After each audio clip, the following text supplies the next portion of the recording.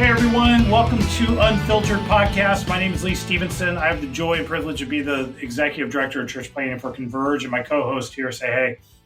Hey, my name's Parmelee, and I oversee church planting for Converge Mid-America. Danny, why don't you catch us up? Where have we been? What are we doing? We're in a series of episodes right now. Yeah, I think that we're on 3, 4. I've talked a lot about just multiplication, and really with the end goal being kind of the multiplication of, the congregation or the church, whether that's a church plant or a site. But I think it's important for us to kind of just remember that doesn't just happen, but you really need almost multiplication at each kind of level. What? It doesn't just happen? It does not just happen. And so being able to, multiply your leaders, multiply services, multiply systems. And so as you have multiplication as part of your DNA, then you're going to be able to multiply at the much larger level. And so we've been looking at that, we talked about models last time, the different models of kind of multiplying, and, started off talking about sacrifice and generosity not only of money, but also of people. And today, I think we're going to talk a little bit about having that evangelistic kind of culture and how you have to multiply just even on that very most basic level of having the church grow through evangelism. Yeah, I think evangelism, I know you and I are both fans of it, and hopefully all the people tuning into the podcast are as well. It's easier said than done, if we're honest about building an evangelistic culture. And I would say, I'm going to go out as far to say, if a church is wanting to plant a church for any other reason than driven by evangelism, don't do it. Mm-hmm. Yep. It's way too hard, way too sticky. And you need something that's the driver to this. Why replicate? Why go after a new community? Why try to reach new people if it's not evangelism? To me, it just doesn't make any sense whatsoever. And so evangelism has to be a part of your culture. And it really not only just part of your culture, it has to drive your culture. It has to drive the ship of where your church is going in the long run. Yeah, and I would say, I think I've mentioned this before, at least at some point during this podcast, is that as a church planter, I thought that it was necessary to have the gift of evangelism. And so even early on, when people had asked me to give my gift list type of thing, I'd always say evangelism. I think it was over time that I realized I actually don't have the gift of evangelism, but I do have the passion and the drive for it. And so I tell people that the prerequisite for a church planter isn't to have the gift of evangelism, but it's to have that passion and drive for it, because God will surround you with other evangelists. And some church planters are evangelists. I mean, I know some where it's like, man, they just are leading people to Christ left and right, like individually. Yeah, absolutely. Yes, I would lead people to Christ in the context of a service, and I would share my faith, but there's just those people that it's like every time they sit down on a plane, like, somebody's coming to Christ. Someone's coming to Christ. Yeah. Type of thing, but absolutely needs to be the driving force and should then shape a lot of the decisions that are made. Everything from where you meet, what the service looks like, your outreaches, how your marketing's done. All of that stuff is driven by how do we reach the person that's far from God. And I think it's okay when you're thinking about evangelism as a driver in the life of your church. When you're thinking about sending, multiplying, reproducing, you've got to consider your ROI or your return on your investment. If we're sending a planter into this community, where are we going to see the most fruit? And I think that somewhat comes back to kind of the person of peace principle that you see in the New Testament. And, and Jesus sends out his disciples talking, and knock on the door, see who's receptive. If you're not received, knock the dust off your shoes and move on. I do think there's an element of that as a church is looking at planting that you really want to begin to look for. Where can we see the greatest return on our investment?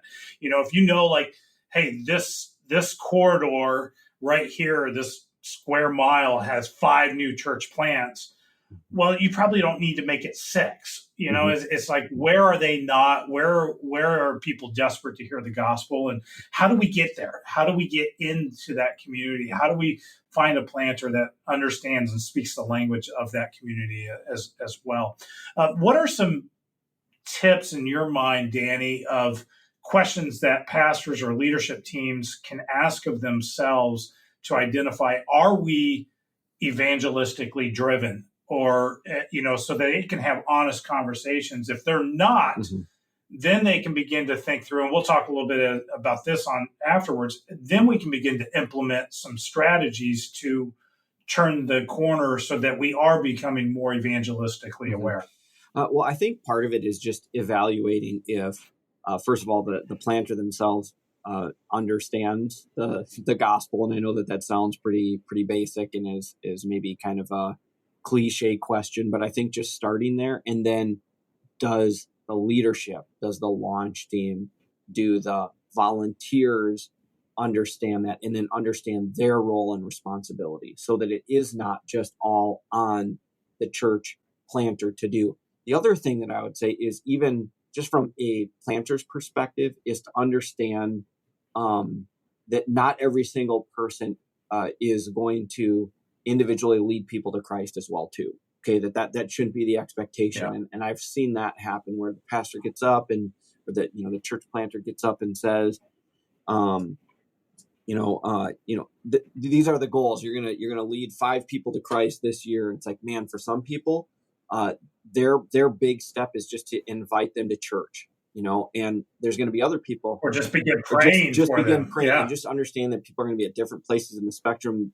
People are going to have different styles, and just to kind of lead the congregation through that, and to see it again happening in different places and at different levels. So it's not all just on Sunday, but it's also not all like, hey, every single person is just going to lead their coworker to Christ. No, I think that's a great perspective. I would even add to some basic questions that even a parent church can ask of themselves to help identify: are we evangelistically driven, or are we just kind of playing the routine? Is one, are people coming to Jesus in our services and within our church?